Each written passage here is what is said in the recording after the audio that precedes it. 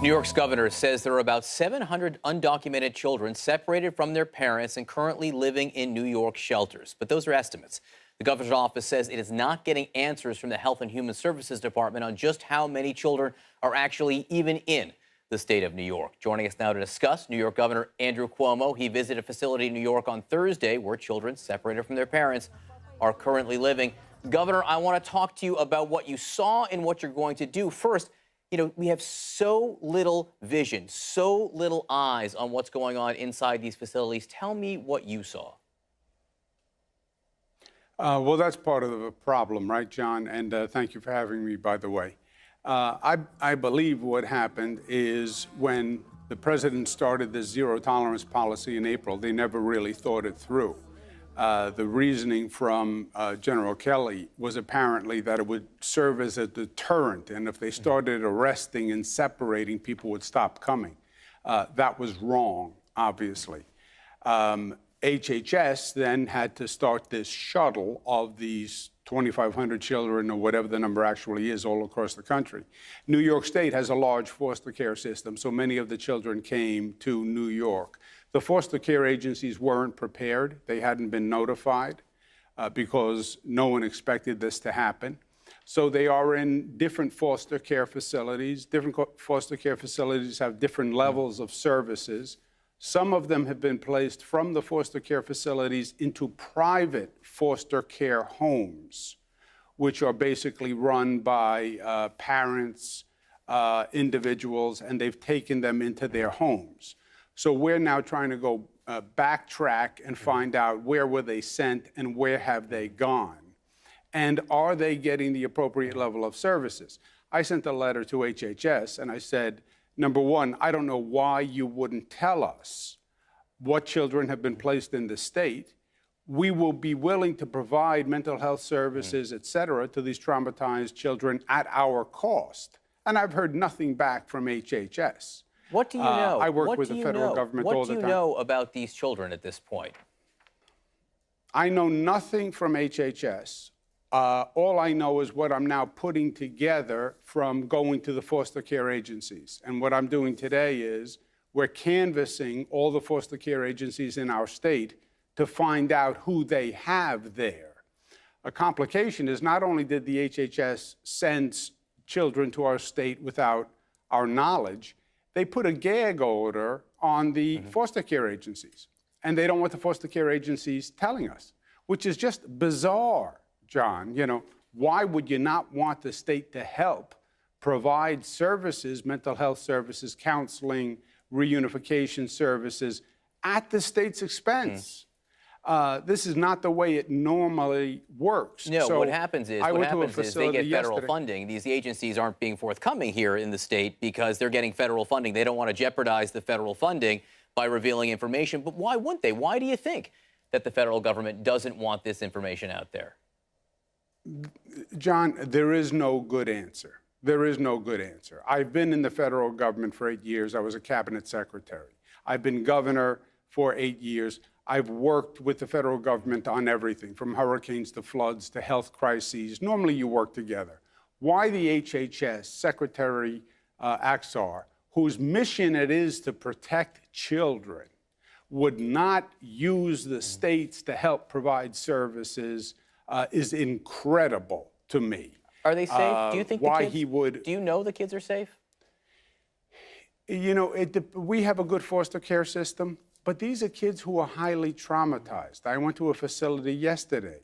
I mean, just put this in real terms. You have a child who's with their parent. They show up at the border. They think they're going to a new country together with their parents.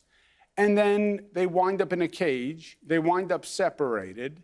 And they wind up being put on an airplane or a bus and sent somewhere else in the country. They don't speak the language. They don't know where they are. The facility I was at said they have a high level of psychological trauma. Yeah, and they don't know where their parents are. Disorders. In the middle of this all, they don't know where their parents are either, and their parents don't know where they are. As a political matter, Governor, I am interested. What do you think should happen to these parents who cross the border with their children? Obviously at this point, I think the country, there's consensus they shouldn't be separated from their children. That has stopped going forward. Do you think they should be held together in detention? Well, here's the problem, John. You have a little issue called the law, okay? And the federal government either knew this and ran in total disregard of the law, or they're trying to create a crisis using these children as pawns to force the federal government, Congress, to act. Remember what happened here.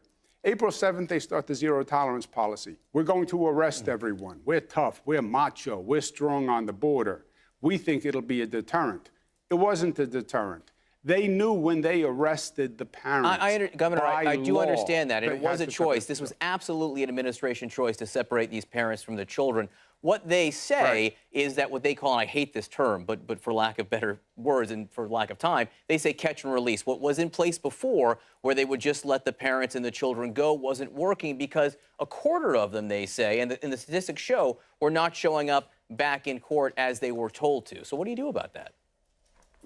Yeah, John, it's baloney. First, there are new solutions in the executive order and 20,000 on military bases. That also violates the law. So that's also a scam on the American people. And you know that we have many systems in this country where people are accused, they're arrested, they're accused of a crime, they're released in a number of fashions, and they come back for their court date. You don't release them and say, have a nice day, and I hope you come back. We have people who we arrest every day in this state and in this country. But 40,000 aren't coming back nationally. We have bail systems. 40,000 of these people are not coming back. John, then you use one of the systems we know works. Bail systems work. Placement with model families work, where they're put in the custody of a family and they have a 96% return rate. There are other ways to do this. I arrest people every day, and they have to come back for a court appearance, and they do, because you have some connection. On the asylum program, they use ankle bracelets to make sure they can monitor them. You have programs where they place them with American families, and the American families are responsible for making sure they come back, and that has a 96% success rate. So it was not catch, release, or put them in a cage. That was never the choice. This was all politics. This was a president who ran on this issue and wants to say, I'm going to be tough on the border. That's all this is. It's playing macho to a base that has been inflamed against immigrants, an infestation of immigrants. Governor. It's in violation of the law. There are much better ways to do it. And you used 2,500 children as pawns. You put them all over the country. I'm saying as a governor, they're in my state. It's my constitutional responsibility to take care of their health and welfare. Why won't you tell me where they are? And on that issue, Give me Governor, one good reason why you won't tell me where they are. And Governor, we need answers on that. We need to know where they are. We need to know how they're going to get back together with their family. We need to know what conditions they're in. We thank you for joining us today. Let us know what the answers to those questions are, if the federal government will tell you, because so far they have not. Governor Cuomo, thanks so much.